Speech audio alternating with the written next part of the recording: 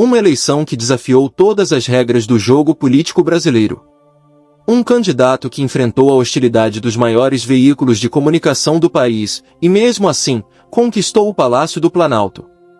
Esta é a história real de como Jair Bolsonaro venceu uma guerra que parecia impossível de ganhar, a batalha contra a mídia tradicional. Você vai descobrir os bastidores de uma campanha que transformou cada crítica em combustível, cada editorial contrário em motivação para seus eleitores, e como um homem conseguiu falar diretamente com o povo brasileiro sem precisar da aprovação de editores e comentaristas. Prepare-se para conhecer segredos que mostram como a política brasileira mudou para sempre.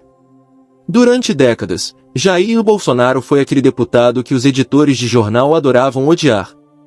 Enquanto a maioria dos políticos brasileiros buscava desesperadamente aparecer na mídia de forma positiva, Bolsonaro havia se tornado especialista em gerar manchetes polêmicas. E o mais curioso, ele parecia gostar disso.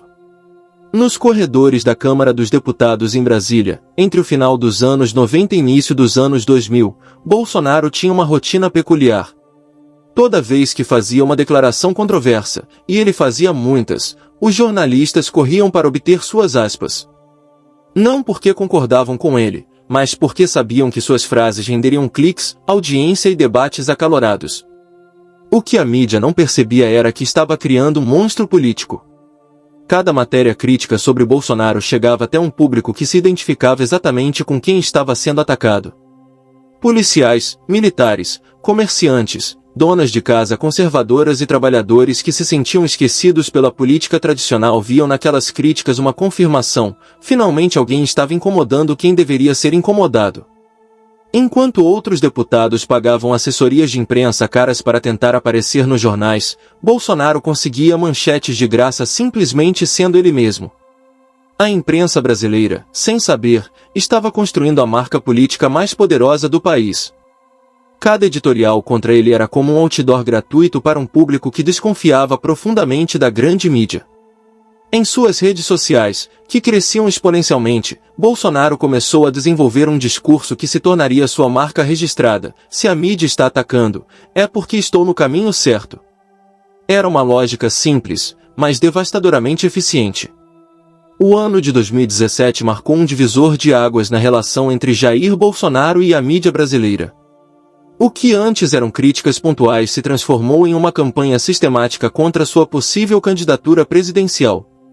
Nas redações dos principais veículos do país, editores e comentaristas chegaram a uma conclusão unânime: Bolsonaro não poderia chegar ao Planalto.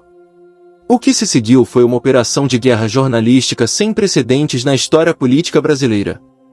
Matérias investigativas sobre seu passado, análises críticas sobre suas propostas, editoriais contundentes contra suas declarações, e uma cobertura que beirava o patrulhamento ideológico.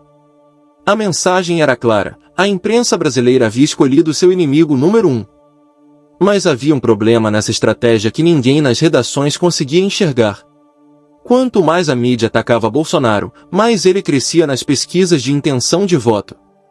Era como se existissem dois Brasis paralelos, um que consumia grande mídia e repudiava Bolsonaro, e outro que desconfiava da imprensa e se identificava com suas críticas ao sistema. Em reuniões editoriais dos principais jornais e revistas do país, a perplexidade era geral. Como um candidato tão atacado pela mídia conseguia manter índices de aprovação tão altos? A resposta estava nas ruas, nos grupos de WhatsApp, nas conversas de botequim, e em um sentimento que a elite jornalística brasileira não conseguia compreender: a desconfiança profunda em relação à imprensa tradicional. Bolsonaro, percebendo essa dinâmica, intensificou seus ataques à mídia marrom e transformou cada crítica recebida em combustível para suas lives e posts. Ele havia descoberto a fórmula perfeita: quanto mais a mídia o atacava, mais seus seguidores o defendiam e mais novos apoiadores ele conquistava. O que você está achando dessa dinâmica até agora? Você imaginava que a relação conflituosa entre Bolsonaro e a mídia tradicional teria sido tão determinante para seu crescimento político? Deixe sua opinião nos comentários, porque os próximos capítulos revelam como essa guerra chegou ao seu clímax. Enquanto jornalistas, editores e comentaristas políticos se reuniam em seus círculos sociais em São Paulo e Rio de Janeiro, discutindo como era impossível que Bolsonaro chegasse à presidência, uma realidade completamente diferente fermentava no Brasil profundo. Nas periferias, no interior, nas pequenas cidades e até mesmo nas grandes capitais, existia um país que a mídia tradicional simplesmente não enxergava. Esse Brasil paralelo tinha suas próprias fontes de informação, grupos de WhatsApp, canais independentes no YouTube, podcasts alternativos e, principalmente, o boca a boca entre vizinhos, familiares e amigos. Era um Brasil que havia perdido a confiança na grande imprensa muito antes de Bolsonaro se tornar candidato à presidência. Para entender esse fenômeno, é preciso voltar aos escândalos de corrupção que abalaram o país nos anos anteriores. Enquanto a Operação Lava Jato revelava esquemas bilionários de corrupção envolvendo políticos de todos os partidos, milhões de brasileiros se perguntavam: por que a mídia demorou tanto para noticiar o que estava acontecendo? Por que protegeram determinados políticos por tanto tempo? Essa desconfiança se transformou em um fenômeno sociológico único. Quanto mais a mídia criticava alguém, mais esse alguém ganhava credibilidade junto a uma parcela significativa da população. Era como se o selo de reprovação da imprensa tradicional tivesse se tornado um certificado de autenticidade para milhões de eleitores. Bolsonaro, com sua intuição política aguçada, percebeu essa inversão de valores antes de qualquer analista político. Ele começou a cultivar essa desconfiança, a alimentar essa polarização, e a se posicionar como candidato anti-sistema, anti-establishment, e principalmente, anti-mídia tradicional. Nas suas lives transmitidas diretamente de casa, sem intermediários, sem filtros jornalísticos, Bolsonaro criou uma comunicação direta com esse Brasil que se sentia ignorado. Era a política. Era a política brasileira descobrindo que não precisava mais da aprovação dos formadores de opinião tradicionais para chegar ao poder. Muito obrigado por continuar assistindo até aqui. Sua dedicação será recompensada porque os próximos capítulos mostram os momentos mais surpreendentes dessa história. O melhor ainda está por vir, pode ter certeza. A campanha eleitoral de 2018 revelou um fenômeno que contrariava tudo o que se sabia sobre comunicação política no Brasil. Tradicionalmente, candidatos faziam de tudo para conquistar a simpatia da imprensa, concediam entrevistas exclusivas, cortejavam jornalistas influentes e investiam fortunas em assessorias de imprensa. Bolsonaro fez exatamente o contrário, e funcionou perfeitamente. Sua equipe de campanha havia descoberto uma fórmula matemática simples, mas revolucionária. Cada editorial negativo sobre Bolsonaro gerava milhares de novos seguidores nas redes sociais. Cada crítica de comentarista político se transformava em material para dezenas de vídeos de apoio criados espontaneamente por seus eleitores. Era como se a mídia tradicional tivesse se tornado sua agência de publicidade involuntária. O ponto de virada aconteceu durante uma entrevista no Jornal Nacional, em agosto de 2018.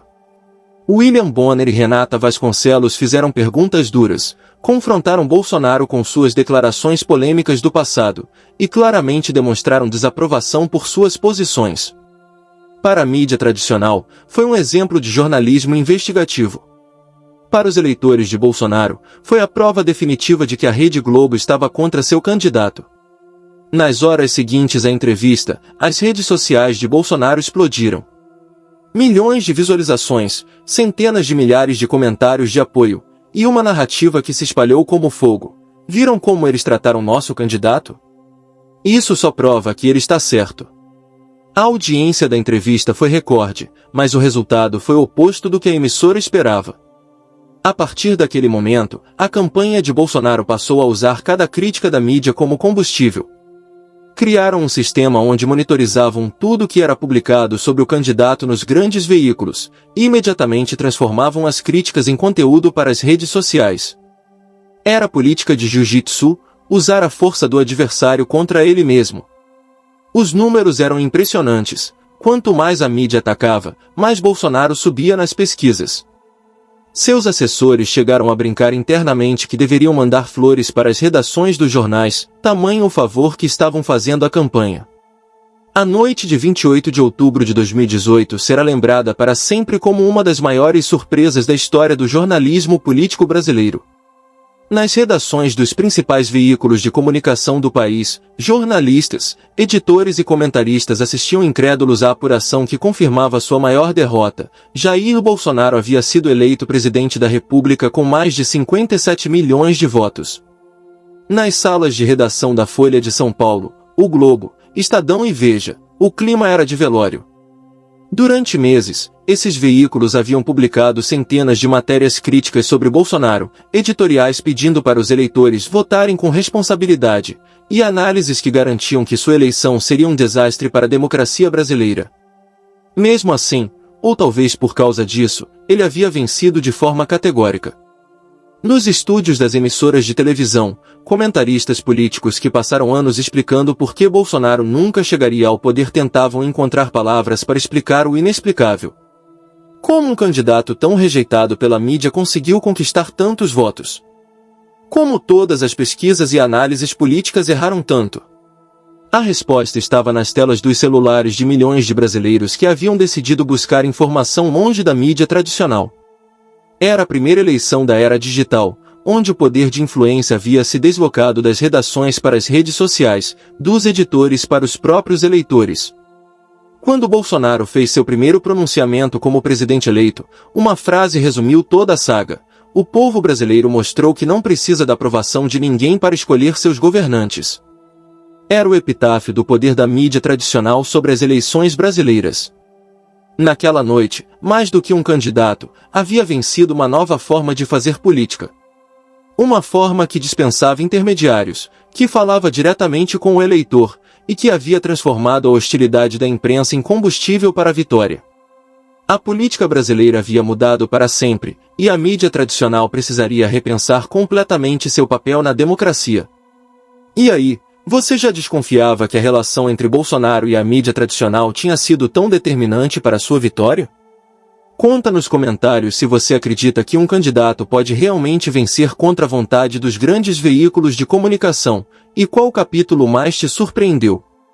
Se você quer entender mais sobre os bastidores da política brasileira, se inscreva no canal e ative as notificações para não perder nossos próximos conteúdos exclusivos.